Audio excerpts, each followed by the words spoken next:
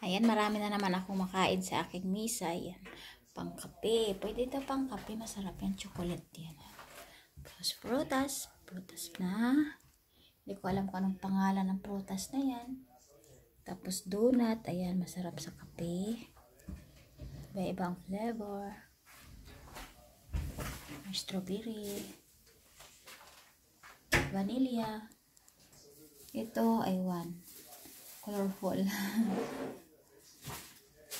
Ang dami na naman namin makain. Ayan, itong kapatid ko, ang dami laging dala. Yan, tama-tama sa kape na black coffee.